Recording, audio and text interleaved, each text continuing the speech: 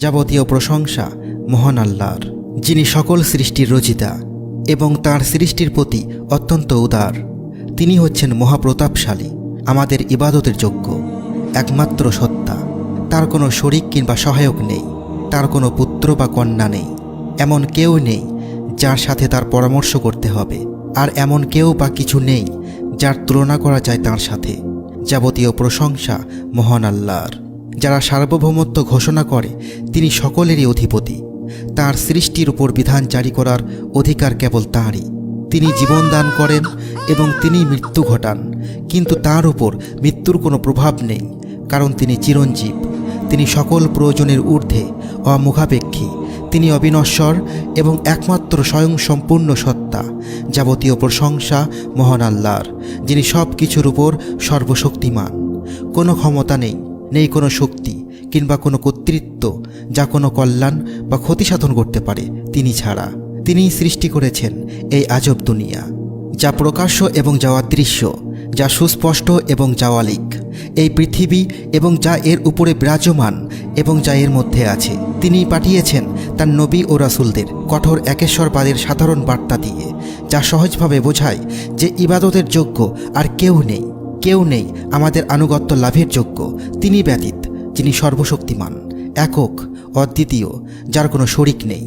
পূর্বের ওহীগুলো যা পৃথিবীকে বদলে দিয়েছিল, সেই সব অঞ্চলে যেগুলো নবীদের পাঠানো হয়েছিল, আমরা জানি সেই ওহীগুলো পাল্টে গিয়েছে।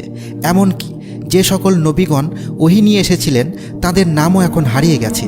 আমরা শুধু সাধারণভাবে জানি, কারণ আল্লাহ কুরআনে আমাদের বলেছেন, আমি প্রত্যেক উম্মতের মধ্যে রাসূল প্রেরণ করেছি এই মর্মে যে তোমরা আল্লাহর ইবাদত করো এবং তাগুত থেকে নিরাপদ থাকো।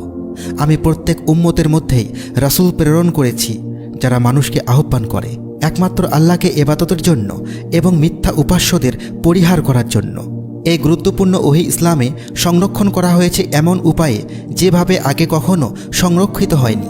এজন্য নয় যে ওহী ভিন্ন ছিল, কারণ ওহী একই রকম ছিল, কিন্তু বিষয়টি হচ্ছে যেহেতু আর কোনো রাসূল আসবে না রাসূল সাল্লাল্লাহু আলাইহি ওয়াসাল্লামের পর, তাই সেই ওহী এখন সংরক্ষণ করতে হবে। এটা এমনভাবে সংরক্ষণ করতে হবে যা পূর্ববর্তী ওহীগুলোকে করা হয়নি। আমি নাস্তিক লোকটিকে বলবো, আপনি যা বলেন তা আপনি 40 বছর পূর্বে জানতে পেরেছেন, আর আপনি যেটাকে বিগ ব্যাং বলেন সেটা আসমানি কিতাবে আগেই বলা হয়েছে, যা আমরা পড়ি, মহিমান্বিত আল কুরআন। এটাই বলা হয়েছে 1400 বছর আগেই। সূরা আন-নাবিয়ার 30 নম্বর আয়াত যা বলে, অবিশ্বাসীরা কি দেখে না যে আসমান ও জমিন মিলন অবস্থায় ছিল, এরপর আমি উভয়কে পৃথক করে দিলাম। মহাবিশ্বের সৃষ্টি যা তোমরা জানতে পেরেছ 40 বছর আগে, তা অনেক আগেই লিপিবদ্ধ হয়েছে এই আসমানি কিতাবে, মহিমান্বিত কুরআন 1400 বছর পূর্বেই। কে সেটা বর্ণনা করলো কুরআনে? এখন নাস্তিকরা বলবে, সম্ভবত কেউ লিখেছে হয়তোবা, এটা নিতান্তই অপ্রত্যাশিত, হয়তোবা কাজটা আন্দাজে ছিল। একজন মানুষ, সে যে হোক না কেন, যেখানেই থাকুক না কেন, আর যাই করুক না কেন, তার এই কৌতূহলটা থাকবে। তারা জানতে চাইবে, আমরা এখানে কেন, আমরা কিভাবে এখানে এলাম, আমার কি কোনো উদ্দেশ্য আছে, আর যদি থাকে তবে সেটা কি? একমাত্র তিনি, যিনি সৃষ্টিকর্তা, এই প্রশ্নের জবাব দিতে পারবেন। যদি কোনো সৃষ্টিকর্তা থাকে তবে এটি হবে তার দায়িত্ব যে আমাদেরকে জানানো কেন আমাদের সৃষ্টি করা হয়েছে, তিনি আমাদের কাছে কি আশা করেন এবং এই জীবনের আসল উদ্দেশ্য কি।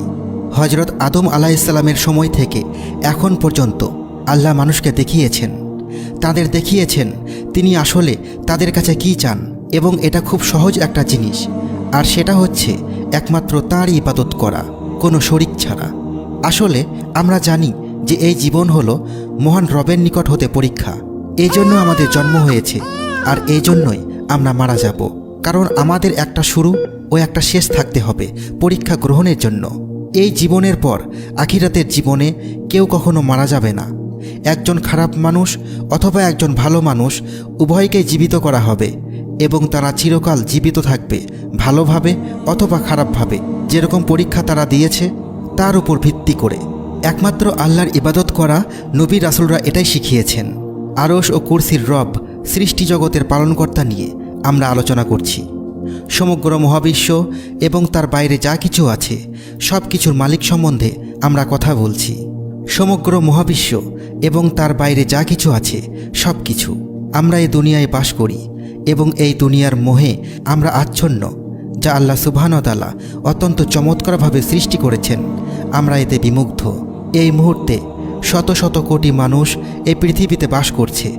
আনুমানিক 750 কোটিরও বেশি মানুষ এই মুহূর্তে পৃথিবীতে বাস করছে।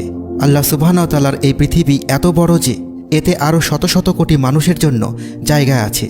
কিন্তু আল্লাহ সুবহানাহু ওয়া তাআলা যা কিছু সৃষ্টি করেছেন তার তুলনায় এই দুনিয়াটা কি? এই দুনিয়া অতিশয় নগণ্য। এই দুনিয়া আল্লাহর কাছে অর্থহীন, দুনিয়া নিরর্থক, এর কোনো মূল্যই নেই।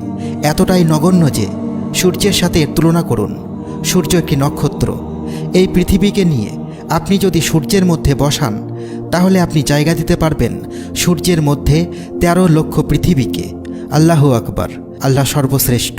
মহাবিশ্বে আরও অনেক নক্ষত্র আছে যেগুলো সূর্যের তুলনায় লক্ষ কোটি গুণ বড়।